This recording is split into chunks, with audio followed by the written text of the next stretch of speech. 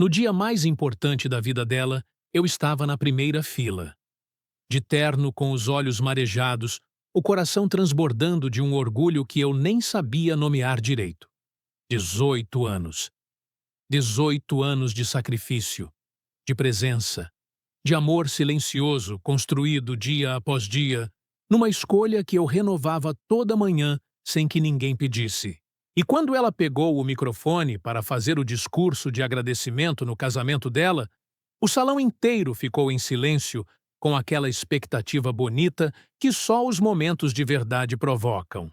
Ela me ignorou completamente. Agradeceu à mãe com palavras lindas, específicas, cheias de memórias reais. Agradeceu aos amigos, agradeceu aos padrinhos, agradeceu à família do noivo com uma elegância que me encheu de orgulho. E então fez uma pausa, daquelas pausas que a gente faz quando está prestes a dizer algo que considera especial.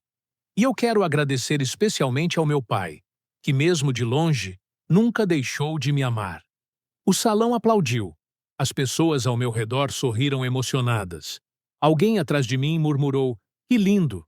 E eu fiquei sentado ali, imóvel, com as mãos no colo, com o coração fazendo uma coisa estranha que não era bem dor e não era bem surpresa, enquanto o homem que desapareceu quando ela tinha 2 anos recebia o crédito por uma vida inteira que eu tinha construído. Esse homem não era eu. Eu era apenas o padrasto. 18 anos de presença não valeram um único dia de ausência. Meu nome é Antônio Ferreira. Tenho 52 anos. Sou engenheiro civil. Trabalho há quase 30 anos na mesma empresa. E sempre fui o tipo de homem que acredita que palavras sem ação não passam de barulho. Cresci num bairro simples do interior, numa família onde o pai trabalhava e não falava muito sobre o que sentia. Aprendi que amor se demonstra na presença, na consistência, naquilo que você faz quando ninguém está olhando. Isso moldou quem eu me tornei e, mais tarde, definiu como eu escolhi amar uma criança que não era minha. Mas antes de chegar nessa criança, preciso voltar a 2001. Conheci Fernanda numa situação que hoje eu descreveria como o universo conspirou de um jeito incrivelmente banal. A calha do apartamento dela estava entupida. O prédio precisava de um orçamento. E o síndico me ligou porque eu tinha uma reputação boa no bairro para esse tipo de serviço nos fins de semana. Fui avaliar na tarde de um sábado. Fernanda abriu a porta com uma caneta atrás da orelha e uma pilha de provas para corrigir embaixo do braço. Ela tinha 29 anos, era professora de biologia numa escola pública e criava sozinha uma menina de 2 anos chamada Isabela. O pai da Isabela, um homem chamado Roberto, havia saído de cena logo após o nascimento. Primeiro foram as desculpas esparsas, depois o sumiço gradual e então o silêncio total, daquele silêncio que vai ficando permanente sem que ninguém assine nada. Fernanda não reclamava. Ela simplesmente seguia em frente, como se tivesse nascido sabendo que a vida não pede permissão para ser difícil, e que ficar parada esperando que ficasse mais fácil era um luxo que ela não podia ter. Foi isso que me atraiu nela antes mesmo de qualquer outra coisa. Trocamos número. Liguei 3 dias depois. Começamos a namorar com aquela calma que vem quando as duas pessoas envolvidas já passaram dos 25 anos e sabem que romantismo sem responsabilidade não sustenta nada. Eu sabia que entrar na vida de uma mãe solteira era diferente.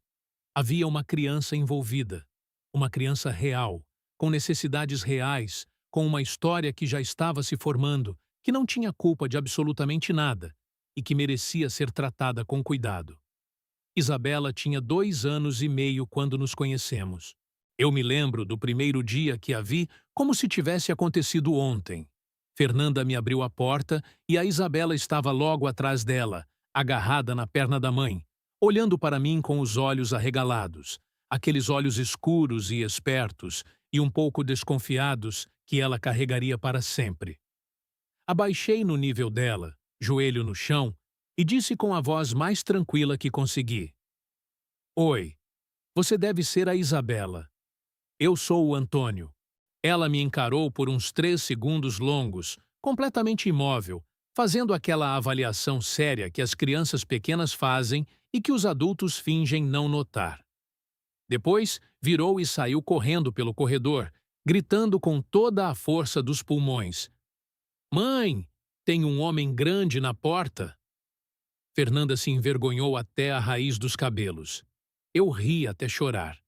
Naquele momento, sem perceber, sem planejar, sem que nenhuma decisão consciente tivesse sido tomada, algo começou dentro de mim. 6 meses depois, Fernanda e eu já éramos inseparáveis. Um ano depois, ela e Isabela se mudaram para o meu apartamento, numa mudança que organizamos num fim de semana, e que lembro como um dos dias mais cheios da minha vida. Não de coisas, mas de sensação de que algo estava sendo construído de verdade. 2 anos depois, nos casamos numa cerimônia pequena, só a família próxima, num sítio simples com comida boa e muita gente que importava. Isabela tinha 5 anos. Ela usou um vestido lilás, escolhido por ela, com uma seriedade que fez o cabeleireiro da Fernanda sorrir durante 10 minutos, e jogou pétalas de rosa no caminho com aquela concentração cômica de criança que acredita estar realizando a missão mais importante do universo. Quando ela passou na minha frente com aquela cestinha de flores, me olhou rapidinho e deu um sorrisinho de canto de boca, como se dividisse comigo um segredo.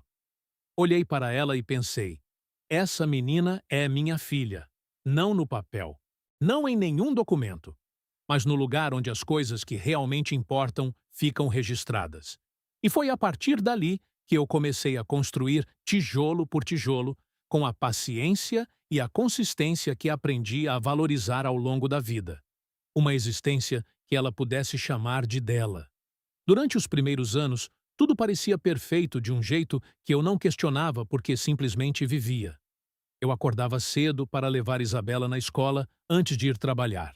Aprendi a fazer tranças porque ela queria ir toda semana com um penteado diferente e Fernanda saía mais cedo que eu. Aprendi 3 tipos de trança. Depois, aprendi a fazer laçarote. Depois aprendi que existia algo chamado rabo de peixe e que ela queria muito. Fui a todas as festinhas de aniversário dos colegas, a todos os recitais de ballet, a todas as apresentações de fim de ano onde ela aparecia por 30 segundos no palco e eu filmava com o celular como se fosse a estreia do espetáculo mais importante do ano. Quando ela fez 7 anos, me pediu um cachorro. Fernanda disse não, nem pensar, jamais. Essa conversa está encerrada. Eu disse: vamos ver. 3 semanas depois, apareci em casa numa sexta-feira à noite com um filhote de labrador amarelo dentro de uma caixa com furinhos, que eu tinha comprado de um criador indicado por um colega. Isabela ouviu o barulhinho, olhou para mim, olhou para a caixa, olhou de volta para mim e desatou a chorar de tanta felicidade antes mesmo de eu abrir a tampa. Me abraçou com tanta força que perdi o equilíbrio e quase caímos os dois no chão da sala. É o melhor presente que alguém me deu na vida, ela disse com a voz embargada, o nariz vermelho, o labrador lambendo o rosto dela sem parar. Eu guardei essa frase no coração. Guardei com muito cuidado, no lugar onde a gente coloca as coisas que sabe que vai precisar se lembrar mais tarde. O Roberto aparecia de vez em quando, uma vez por ano, talvez 2, dependendo do humor ou da culpa que tivesse se acumulado nele. Ligava no aniversário dela, às vezes na data certa, às vezes com alguns dias de atraso, com aquele tom de quem está cumprindo uma obrigação e sente que o esforço sozinho já deveria ser suficiente. Mandava um presente genérico, daqueles que a gente percebe que foram escolhidos em 5 minutos numa loja de shopping, sem nenhum pensamento específico sobre a criança que iria receber. Uma vez, mandou uma boneca de coleção para uma menina de 10 anos que já não brincava com bonecas havia 2 anos e que naquela época só pensava em fotografia e em tênis de quadra. Isabela sempre ficava animada antes das visitas e quieta depois. Não era tristeza exatamente. Era aquela espécie de deflação silenciosa de quem construiu uma expectativa grande e voltou com as mãos um pouco mais vazias do que foi. Eu via o padrão com clareza, mas nunca disse nada. Nunca interferi, nunca comentei, nunca fiz nenhuma comparação. Não era o meu lugar, e eu tinha consciência disso. O Roberto era o pai biológico dela. Aquele vínculo existia independente do que ele fazia ou deixava de fazer com ele. E eu respeitava isso mesmo quando achava que ele não merecia o respeito que eu estava oferecendo. O que eu não esperava, o que eu genuinamente não tinha como antecipar, era o que viria quando Isabela entrasse na adolescência. Com 12, 13 anos, ela começou a mudar de um jeito que eu não conseguia nomear com precisão. Não era rebeldia, não era grosseria, não havia brigas nem portadas. Era algo mais sutil e, por isso mesmo, mais difícil de abordar. Ela passou a mencionar o Roberto mais nas conversas, a romantizar a ideia de ter um pai que morava longe, que tinha uma vida diferente, que ela não conhecia completamente. Havia algo atraente nisso para ela naquela fase. O mistério de um ausente, a possibilidade em aberto de alguém que você ainda não conhece direito e que, portanto, ainda pode ser tudo o que você quer que seja. Ouvi uma vez ela contando para uma amiga que tinha vindo estudar em casa. Meu pai mora em outro estado. Ele é muito ocupado, mas quando a gente se vê, é muito especial. Fiquei parado do lado de fora da sala, ouvindo aquilo com uma sensação estranha que eu não soube identificar na hora, mas que hoje reconheço como o começo de algo. O homem que tinha sumido antes de ela aprender a falar virou muito especial.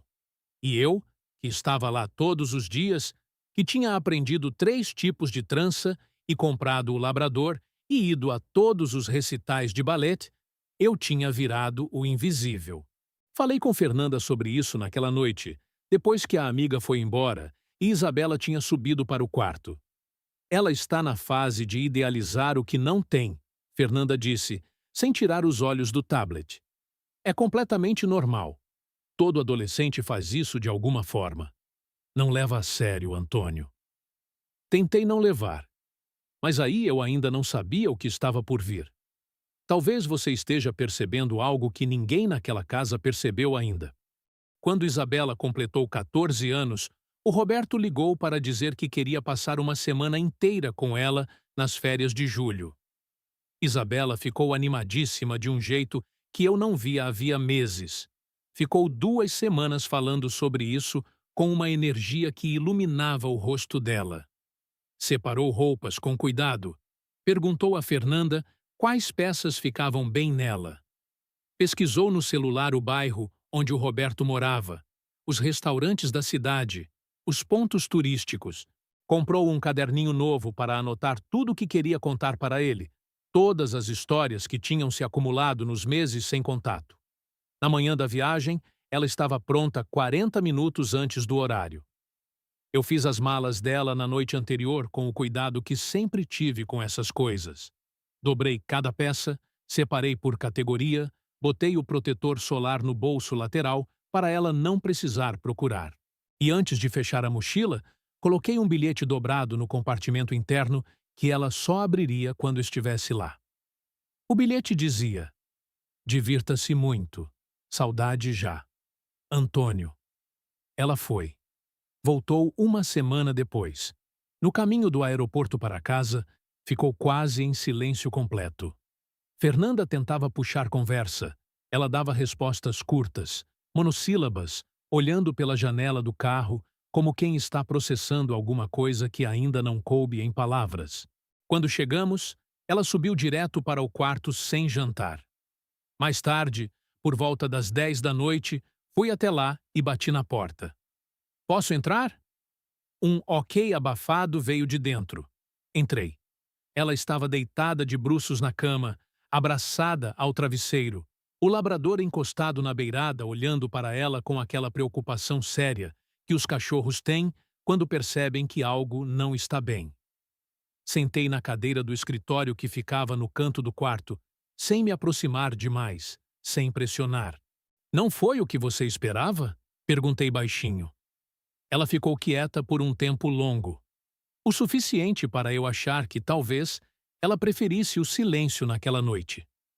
Mas então disse, ainda de bruços, com a voz abafada pelo travesseiro: ele tem uma família nova, uma esposa, 2 filhos pequenos, uma menina de 6 anos que ele chama de princesa o tempo todo. Fiquei em silêncio. Ele foi legal comigo. Me levou para passear, me apresentou para as pessoas, foi tudo educado. Ela virou o rosto de lado para conseguir falar melhor. Mas eu senti que eu era visita. Sabe como é quando você vai na casa de alguém que não te conhece direito? Que não sabe seus gostos? Que não sabe como você toma o café e você fica sem saber o que fazer com as mãos? Sei, eu disse. Foi assim. Fiz o que sempre fiz nessas situações. Fiquei lá. Não dei sermão sobre o Roberto. Não falei nada que ela pudesse interpretar como uma tentativa de me colocar como melhor do que ele. Não transformei aquela dor dela numa oportunidade de nada. Só fiquei sentado naquela cadeira, presente, enquanto ela foi ficando mais quieta e o labrador foi subindo na cama devagarzinho, como se soubesse que podia naquela noite. Fiquei até ela adormecer. Na manhã seguinte, ela desceu para o café da manhã como se nada tivesse acontecido. Comeu, brincou com o cachorro, reclamou que as férias estavam acabando rápido demais e que ela não queria nem pensar que a escola ia começar em 2 semanas. E eu pensei, passou. Ela sentiu, processou do jeito dela e agora vai seguir em frente. Eu estava completamente errado. O que aconteceu nos 3 anos seguintes foi algo que eu só consegui entender com clareza muito tempo depois, olhando para tudo de uma distância que só o tempo e a terapia proporcionam. Isabela não tinha processado a decepção com o Roberto. Ela tinha enterrado.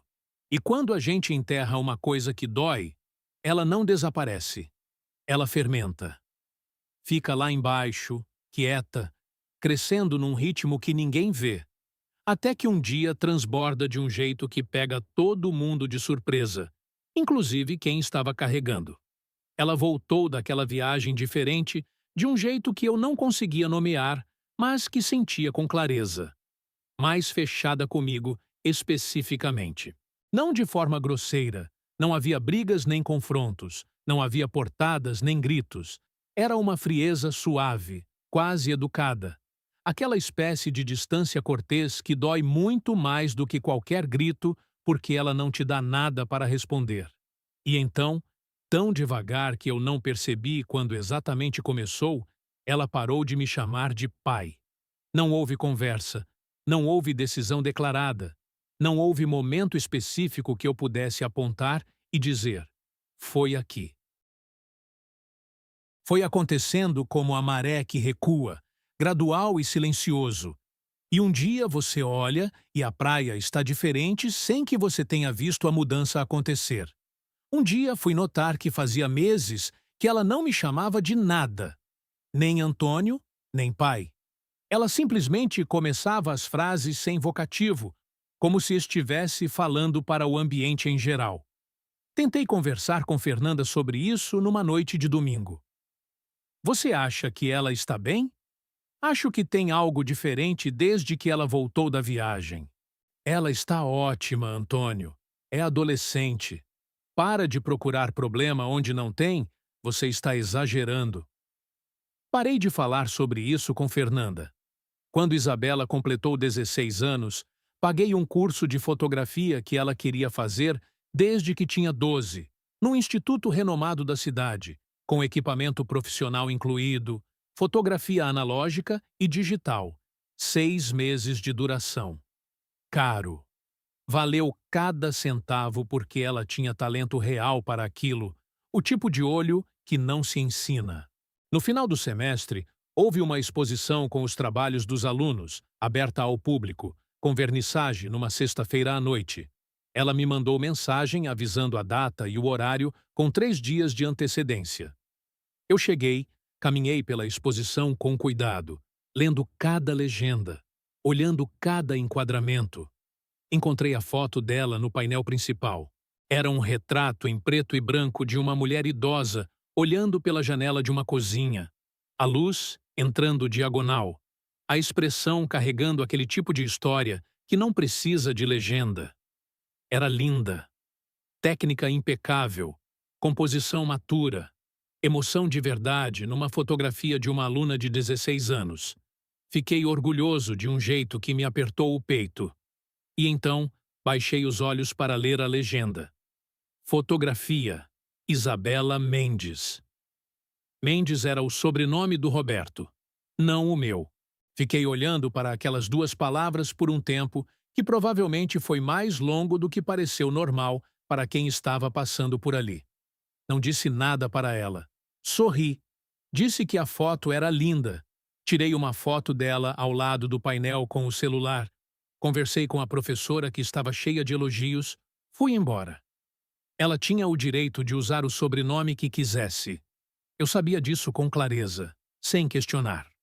Mas existe um tipo de dor que não tem nome adequado para quando você percebe que a pessoa que você criou está, de forma provavelmente inconsciente, apagando você da própria identidade. Não com malícia, sem intenção declarada. O que de certa forma torna mais difícil, não mais fácil. E foi ali que eu senti que tudo estava mudando de verdade. Mas o que eu ainda não sabia era o quanto pior ficaria antes de melhorar. Isabela completou 18 anos numa festa que eu organizei praticamente do zero. Reservei o salão 2 meses antes. Contratei o buffet. Provei 4 cardápios diferentes antes de decidir. Montei com as próprias mãos o painel de fotos da vida dela desde bebê, imprimindo, organizando por fase, escolhendo as que contavam a história melhor. Criei a playlist com 140 músicas cobrindo todos os períodos da vida dela. Das músicas do desenho favorito dos 4 anos, as que ela escutava naquele momento. Fernanda ajudou com a lista de convidados e com o bolo. Mas fui eu quem passou 3 semanas coordenando tudo depois do trabalho. Chegando em casa às 11 da noite, com planilha de fornecedor na cabeça. A festa foi linda. Todo mundo disse que foi a melhor festa que já tinham ido. Os amigos dela falavam que parecia festa de casamento de tão bem feita. Isabela estava radiante, de um jeito que enchia o ambiente. No momento do parabéns, quando apagou as velas com aquela concentração que ela sempre teve para essas coisas, ela fez um discursinho curto. Agradeceu aos amigos, agradeceu à mãe, agradeceu à avó materna.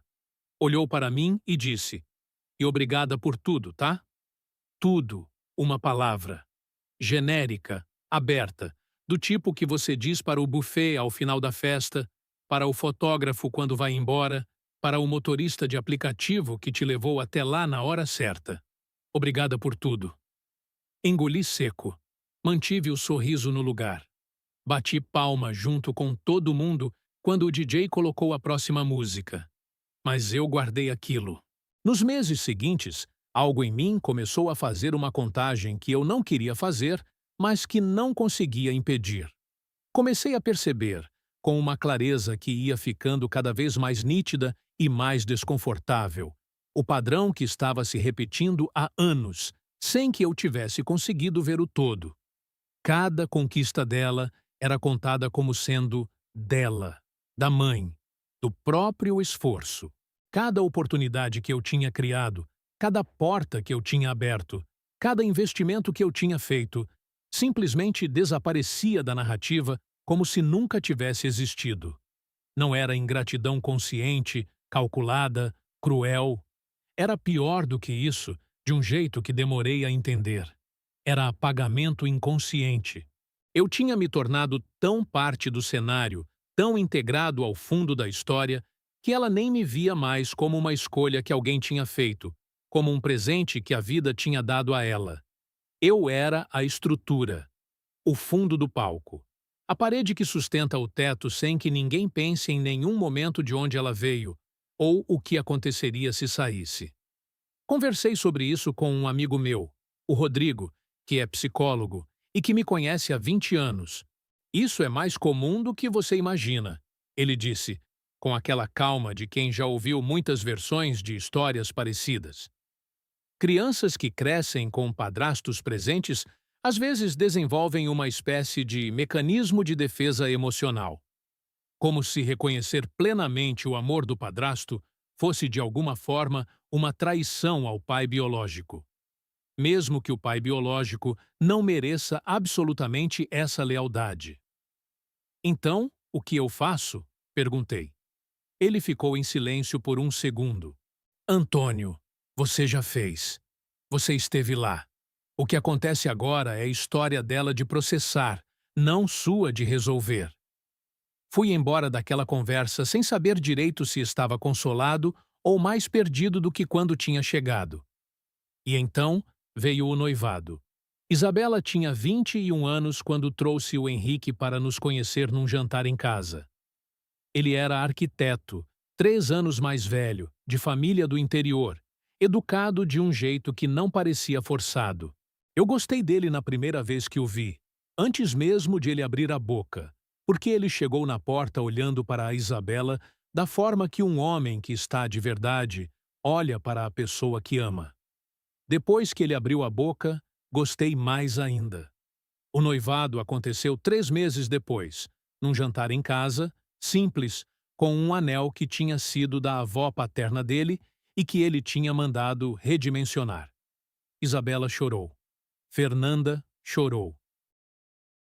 Eu apertei a mão do Henrique com as 2 mãos e disse: "Cuida bem dela." Ele me olhou direto nos olhos, sem desviar, e disse: "Pode ter certeza."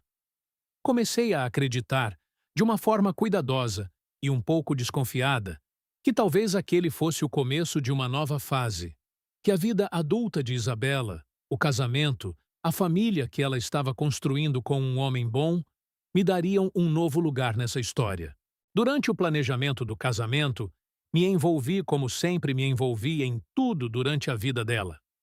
Ofereci ajuda com os custos sem que ela pedisse. Fui nas reuniões com o buffet, com o espaço, com a decoradora. Ajudei Henrique a pesquisar opções de lua de mel, porque ele sabia que eu conhecia alguns destinos bem. Isabela me incluía nas decisões com aquela cordialidade afastada que eu já conhecia de cor.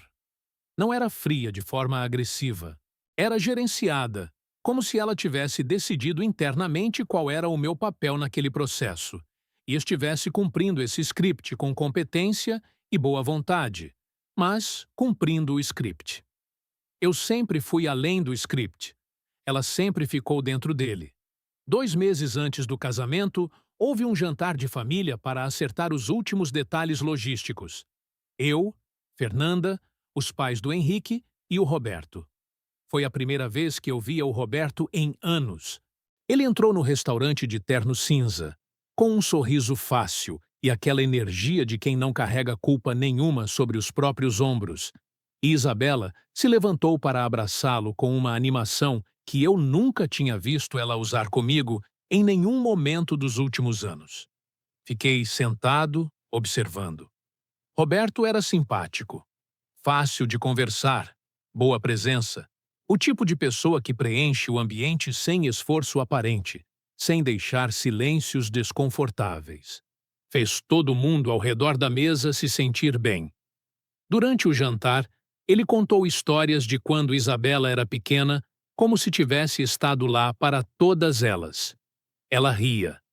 Os pais do Henrique achavam graça, participavam, faziam perguntas. E eu fiquei sentado, ouvindo um homem contar histórias de uma criança que eu criei como se ele tivesse participado de cada capítulo. Mas fiquei em silêncio, porque eu sempre fiquei em silêncio. Naquela noite, deitado na cama com Fernanda dormindo ao meu lado, fiquei olhando para o teto por horas, fazendo a contagem que eu não queria fazer, mas que não conseguia parar. Pensei nas manhãs de sábado na chuva, esperando do lado de fora da quadra durante os treinos de vôlei. Pensei nas noites que fiquei acordado quando ela estava com febre e eu colocava pano frio na testa enquanto Fernanda dormia, porque ela acordava cedo para a escola. Pensei na madrugada em que ela chegou em casa aos 18 anos, completamente destruída depois do término do primeiro namorado, o mascara escorrendo, o nariz vermelho, e ficou 2 horas sentada na bancada da cozinha, me contando tudo enquanto eu esquentava chá e fingia que não estava exausto depois de 10 horas de obra. Pensei na vez que ela quase reprovou no 3º ano do ensino médio, e eu passei um mês inteiro, toda noite depois do jantar, sentado com ela na mesa da sala revisando matéria, explicando o que eu sabia, pesquisando o que eu não sabia para explicar no dia seguinte.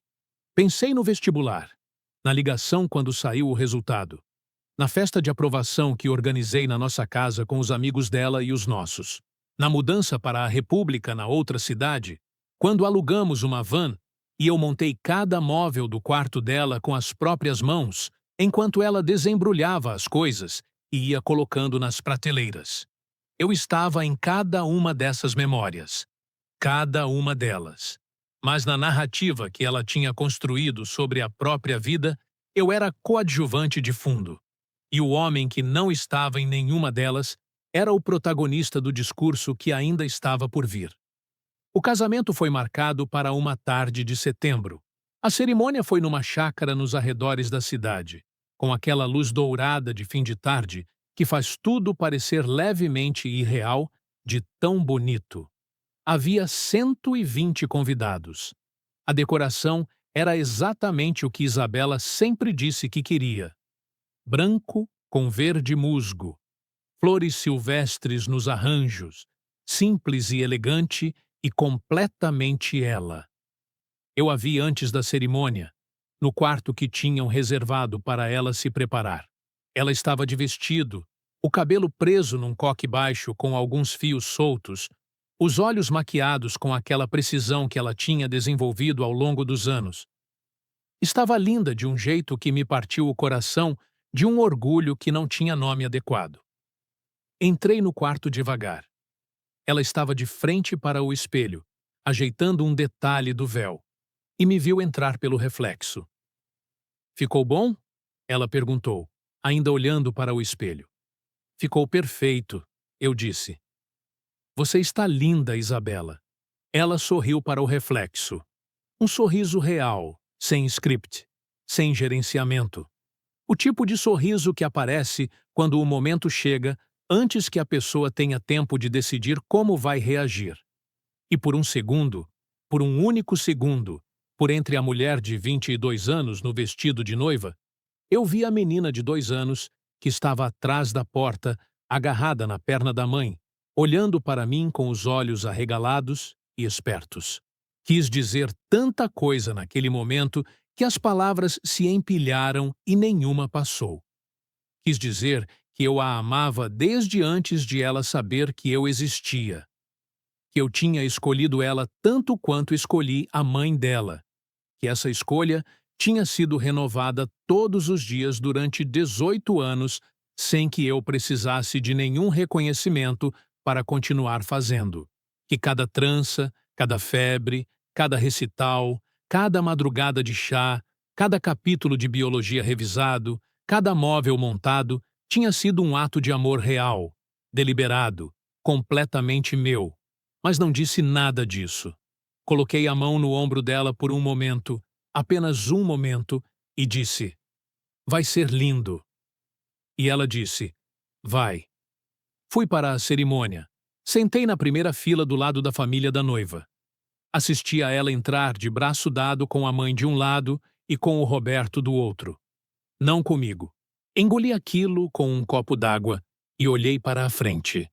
A cerimônia foi emocionante de um jeito genuíno.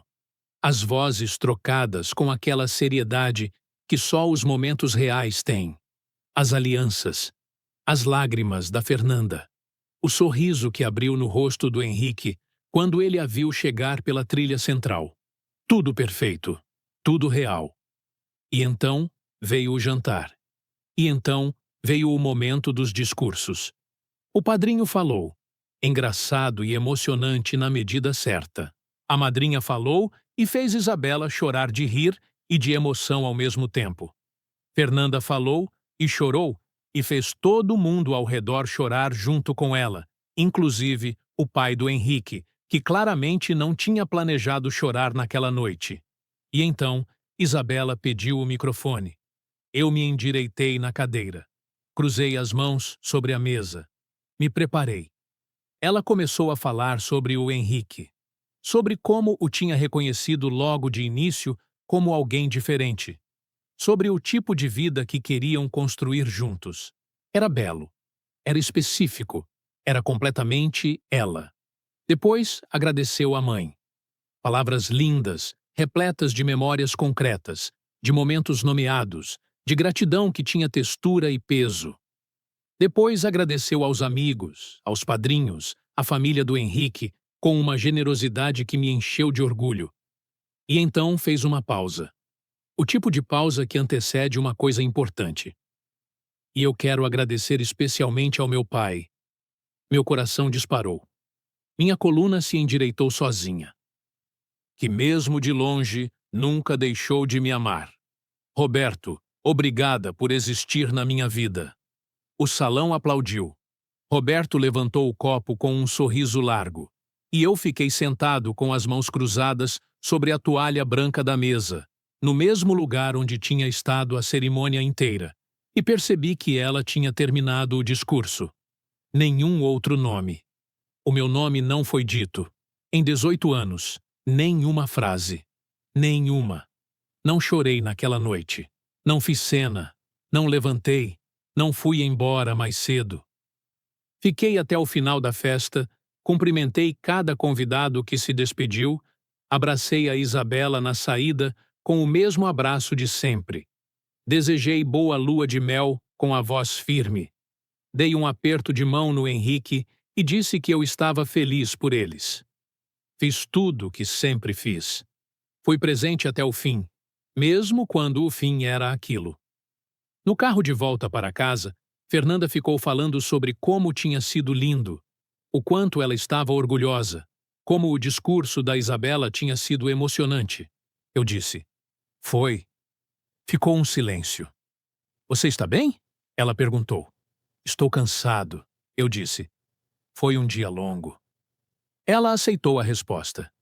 Ficou no celular o resto do caminho, mandando fotos para a família, respondendo mensagens. Quando chegamos em casa, fui direto para o escritório. Me sentei na cadeira onde eu passava horas de trabalho, onde eu tinha pesquisado o Instituto de Fotografia, onde eu tinha planejado a festa dos 18 anos. Me sentei ali e fiquei olhando para a parede. E aí, finalmente, depois de 18 anos, depois de uma vida inteira de silêncio escolhido, com consciência e com orgulho, eu parei de fingir que estava tudo bem e deixei doer de verdade. Não foi dramático. Não houve choro convulsivo. Não houve raiva com aquele calor que sobe pela garganta. Não houve o tipo de dor que faz barulho e que, de alguma forma, é mais fácil de suportar porque pelo menos você consegue localizá-la. Foi uma dor quieta, funda, do tipo que ocupa espaço sem avisar. O tipo que vem quando você para de se proteger dela. Fiquei ali por horas, enquanto a casa ia ficando completamente silenciosa, e lá fora, a madrugada avançava. E quando o primeiro sinal de luz começou a aparecer pela janela do escritório, eu tinha tomado uma decisão. Eu não ia embora. Não ia cortar relações, não ia fazer ultimato, não ia transformar aquilo em drama ou em confronto. Não era o meu estilo, e nunca seria. Não porque eu fosse fraco, mas porque eu sabia que esse não era o caminho que levava a algum lugar que valesse a pena. Mas eu ia parar de ser invisível para mim mesmo. Se ela não me via, eu precisava urgentemente começar a me ver. Algumas pessoas entendem exatamente o que isso significa. Outras nunca vão entender. Nos meses seguintes, comecei a mudar algumas coisas de forma silenciosa e deliberada. Parei de me oferecer para tudo automaticamente. Não de forma abrupta, não como punição calculada, mas porque eu tinha finalmente conseguido ver com clareza que minha necessidade compulsiva de ser necessário tinha se transformado numa armadilha da qual eu não tinha percebido quando entrei. Eu tinha me tornado tão disponível, tão presente, tão executor imediato de qualquer necessidade que surgisse, que tinha virado mobília, parte do cenário. E mobília não tem nome no discurso de casamento. Comecei a fazer terapia. Não foi fácil admitir para mim mesmo que precisava. Fui porque o Rodrigo tinha insistido por quase um ano e eu finalmente não tinha mais desculpas novas para inventar. Me sentei na frente da terapeuta, a doutora Camila, uma mulher de uns 50 anos, com uma calma que parecia genuína e não treinada.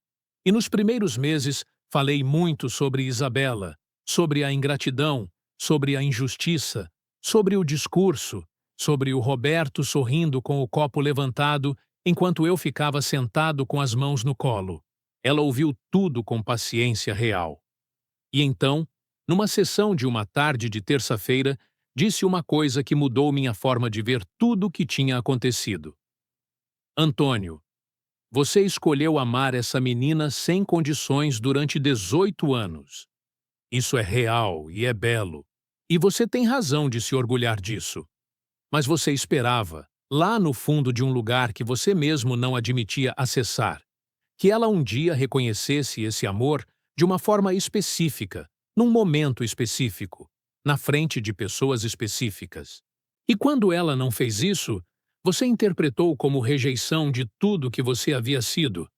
Mas amar sem condições não significa amar sem necessidades. Você também tem necessidades, e elas são completamente legítimas. Fiquei em silêncio por um tempo que ela respeitou sem preencher. Eu só queria que ela dissesse meu nome. Eu disse finalmente, com uma voz que não reconheci como minha de tão diferente. Uma vez. Uma única vez. Na frente de todo mundo. Eu queria existir na história dela de uma forma que outras pessoas pudessem ouvir. Eu sei, a doutora Camila disse, com aquela simplicidade que às vezes pesa mais do que qualquer análise longa. E você merecia isso. Essa frase, tão direta, tão sem rodeios, foi a primeira vez em 18 anos que alguém me disse que o que eu sentia era válido. Não é normal. Não, ela é jovem. Não, você sabe que ela te ama do jeito dela. Você merecia isso. Chorei ali naquela cadeira como não chorava desde criança. Com aquele choro que não tem performance nenhuma, que sai antes que você decida se vai deixar sair. 3 meses após o casamento, Isabela me ligou numa tarde de quarta-feira. Número normal. Tom normal. Perguntou se eu estava bem, falou sobre a vida com o Henrique, contou que tinham adotado um gato. E então, num momento aparentemente casual, disse: Você pode me ajudar com uma coisa? A gente está tentando reformar a cozinha, e o Henrique achou que você poderia dar uma opinião, já que entende de obras. Eu pausei e percebi, com uma clareza que não tinha antes, o que estava acontecendo. Ela estava me ligando porque precisava de algo. Não porque sentiu falta. Não porque queria me ver. Não porque tinha algo que precisava me dizer. Ela ligou porque precisava de uma opinião técnica gratuita de alguém de confiança. E pela primeira vez na minha vida, eu não disse sim na hora. Disse: me manda as fotos por mensagem e eu vejo quando puder. Ela ficou levemente surpresa com o tom. Tá, claro, sem pressa. Mandou as fotos. Respondi 2 dias depois com um texto objetivo e útil. Ela agradeceu com um emoji de coração. Eu guardei o celular e fui fazer outra coisa. Era pequeno. Era quase nada para qualquer pessoa olhando de fora. Mas para mim foi enorme, porque foi a primeira vez que eu não me transformei imediatamente em tudo o que ela precisava, no exato momento em que ela precisou. E o céu não caiu. O que veio depois, eu não esperava e não teria como prever. 6 meses após o casamento, Isabela me pediu para almoçar com ela. Só nós dois. Sem ocasião especial. Sem motivo declarado. Fui sem saber o que esperar, com aquela mistura de esperança contida e cautela que aprendi a carregar nos últimos anos. Ela escolheu um restaurante perto do trabalho dela. Chegou primeiro. Estava sentada com o cardápio aberto quando eu entrei. Me viu pela janela e deu um aceno de mão. Almoçamos com aquela conversa leve de sempre. Vida, trabalho, o apartamento dela, o projeto em que eu estava. O gato que tinha destruído 2 plantas em uma semana. E então, na sobremesa, ela ficou mexendo a colher dentro do café por um tempo, sem falar nada, olhando para a xícara com aquela concentração de quem está organizando palavras que não estão se deixando organizar facilmente. Eu esperei. Eu fiquei pensando no meu discurso do casamento. Ela disse, sem olhar para mim. Meu coração parou por um segundo. Mantive o rosto neutro. Não disse nada. Eu acho que eu errei, ela disse. Ainda silêncio da minha parte. Ela ergueu os olhos. Você esteve lá em tudo. Em tudo mesmo, Antônio. E eu? Eu não falei seu nome. Não, eu disse. Você não falou. Eu não sei explicar direito por quê. Ela pigarreou. Acho que eu sempre tive muita confusão dentro de mim sobre o que você era para mim. Sobre o que eu podia sentir por você sem sentir que estava traindo o meu pai. O Roberto. É. Ela fechou os olhos por um segundo. Que basicamente não esteve lá. Não. E você esteve. Sim. Ficamos em silêncio por um momento que durou mais do que os silêncios normais duram. Eu devia ter dito seu nome, ela disse. Eu sei que um pedido de desculpa não desfaz o que aconteceu. Mas eu precisava que você soubesse que eu sei o que fiz. Olhei para ela por um tempo longo. Essa menina que tinha 2 anos quando entrei pela porta. Que tinha gritado, mãe, tem um homem grande na porta com toda a força dos pulmões. Que tinha usado o vestido lilás no meu casamento. Que tinha me abraçado com o labrador nos braços. Que tinha chegado destruída às 4 da manhã para me contar sobre o namorado. Que tinha assinado a exposição com o sobrenome do Roberto. Que não tinha dito meu nome no casamento. E que agora estava ali, desajeitada numa cadeira de restaurante, mexendo o café já frio, tentando dizer uma coisa difícil, do único jeito que sabia. Eu sei que você sabe, eu disse. E eu aceito. Ela assentiu rapidinho, com aquele jeito de quem está tentando não chorar num lugar público e não quer que ninguém perceba que está lutando contra isso. Não foi um momento cinematográfico. Não houve música, não houve abraço longo com a câmera girando ao redor, não houve promessas solenes, não houve te amo dito em voz alta por nenhum dos dois. Foi 2 adultos sentados numa mesa de restaurante comum, num almoço de quarta-feira, reconhecendo uma verdade que os dois sabiam e que nenhum dos dois tinha conseguido dizer em voz alta antes daquele dia. Às vezes é isso que a vida oferece. Não o que você merecia ter recebido, mas o reconhecimento tardio de que você merecia. E às vezes, dependendo do quanto você cresceu e do quanto você entende que as pessoas são complicadas e que o amor raramente se comunica do jeito que deveria, isso é suficiente para seguir em frente. Hoje, Isabela tem 24 anos. Está grávida do primeiro filho, um menino que vai se chamar Pedro. Ela me contou pessoalmente numa ligação antes de postar em qualquer rede social, antes de contar para qualquer amigo. Me disse, quero que você saiba primeiro, tá? Eu guardei isso. Não resolvo coisas por ela mais da forma que resolvia antes. Mas, quando ela pede ajuda, eu ajudo. E a diferença é que agora, quando ela pede de verdade, com o peso real de quem está pedindo para alguém que importa. Não aciona um serviço. Fala com uma pessoa. Fernanda e eu ainda estamos juntos. Passamos por um período difícil depois do casamento, quando ela finalmente entendeu, numa conversa que eu não deixei passar mais, o quanto aquele discurso tinha me machucado e o quanto tempo eu tinha ficado engolindo coisas que ela poderia ter ajudado a mudar se eu tivesse falado e se ela tivesse ouvido. Fizemos terapia de casal. Foi duro, foi necessário. Ainda estamos aqui. O Roberto sumiu de novo, como sempre acontece com as pessoas que não constroem raízes em nenhum lugar. Isabela me contou numa tarde que ele não apareceu no chá revelação do bebê. Ela falou com aquela leveza de quem aprendeu a não esperar, como quem descreve o tempo que faz lá fora. Mas eu conheço ela bem o suficiente, depois de 18 anos, para saber exatamente o que mora embaixo dessa leveza. Não disse nada sobre ele. Nunca digo. Mas perguntei: Você está bem? E ela disse: Estou. Tenho você aqui. Eu guardei essa frase. Não onde eu guardo as mágoas. Não no arquivo mental onde ficam o discurso de casamento e a legenda da fotografia. E o obrigada por tudo genérico dos 18 anos. Onde eu guardo as coisas que valem a pena. Se você está ouvindo isso e se reconhece em algum lugar dessa história, seja como o Antônio, seja como a Isabela, seja como o Rodrigo que ficou de fora observando, seja como alguém que ficou em silêncio por tempo demais sobre algo que estava doendo, saiba uma coisa. O amor que você deu foi real, mesmo que não tenha sido reconhecido na hora certa, mesmo que tenham esquecido de dizer seu nome. Você esteve lá. E isso não some.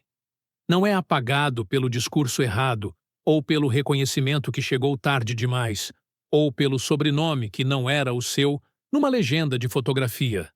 Ele fica na criança que virou adulto, no adulto que um dia, numa tarde de quarta-feira, num restaurante qualquer, para de mexer o café frio e finalmente diz: Eu sei que errei. E às vezes, só às vezes, isso é o começo de algo real.